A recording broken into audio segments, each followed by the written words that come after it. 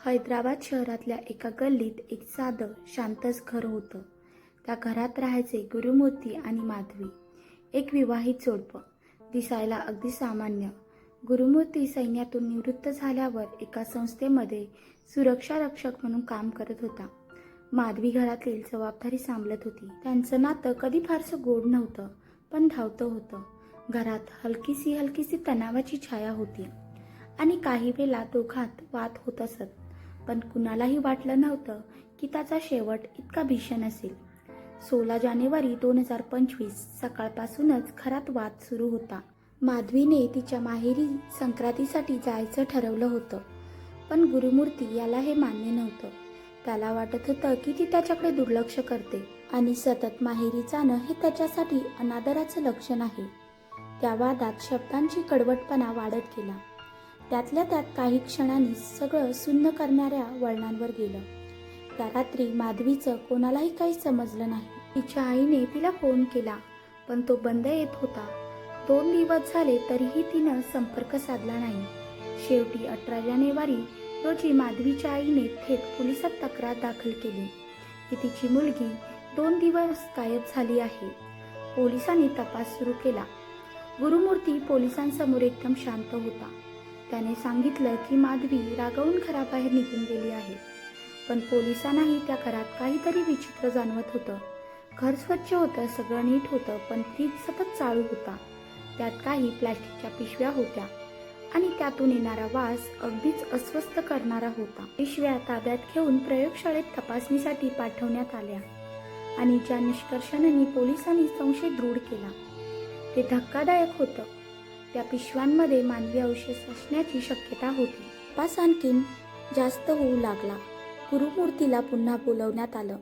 सुरुवातीला त्याने सगळं नाकारलं, पण जेव्हा फॉरेन्सिक रिपोर्ट समोर आले आणि पोलिसांनी कडक चौकशी सुरू केली, तेव्हा त्याने सगळं मान्य केलं. त्या दिवशी दोघांमध्ये वाद झाल्यानंतर त्यांनी एका अतिटोकाच्या कृतीचा निर्णय घेतला. त्याच्या मनात आधीच साचलेला राग, अपयश आणि तणाव चं रूपांतर स्फोटात व्यक्त झाला. त्याने सांगितलं की माधवी गेल्यानंतर त्याने तिचं अस्तित्व लपवण्यासाठी योजना आखली. काही भाग त्याने फ्रीजमध्ये ठेवले, काही उष्णतेच्या साह्याने प्रक्रियेतून वेगळे केले आणि उरलेले भाग जवळच्या तलावाजवळ फेकून दिले. त्यासाठी त्याने 2 ते 3 दिवस लागोपाठ ही प्रक्रिया केली. फ्रीजमध्ये जे उरलं होतं तेच पोलिसांच्या हातात लागलं. त्याने वापरलेली काही साधनं, धारदार वस्तू, प्रेशर कुकर, प्लॅस्टिकच्या बॅग्स पोलिसांनी जप्त केली. फोनमधील लोकेशन ट्रॅकिंग, त्याच्या हालचाली सगळं तपासण्यात आलं आणि त्या सगळ्यांनी या घटनेचा भयावह स्वरूप उघड केलं. माधवीची आई जेव्हा हे ऐकते तेव्हा ती कोसळते.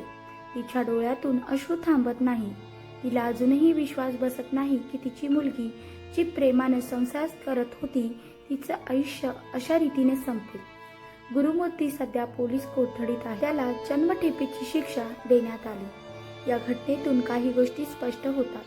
नात्यांमध्ये संवादाचा अभाव, एकमेकांवरचा संशय आणि मनात साचलेले ताण जर वेळेत बाहेर निघाला नाही तर त्याचं रूप किती विनाशकारी असू शकतं हे दाखवून देतं. कधीकधी जे चेहऱ्यावर शांत वाटतं ते आतून खोल दुःख, राग आणि ताण लपून बसलेलं असतं.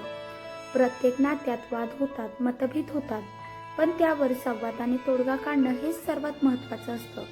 कारण संवाद थांबला की नातं संपायला वेळ लागत नाही आणि जेव्हा राग, अहंकार आणि शंका मनात जागा घेतात तेव्हा ते नातं संपवतात. कधीकधी कायमचं माधवीसारख्या कितीतरी स्त्रिया, व्यक्ती आपल्या भावना मनातच दडवून जगत असतात. आपण फक्त बाह्य चेहरा बघतो, पण आत काय सुरू आहे हे समजून घेणं फार महत्त्वाचं आहे.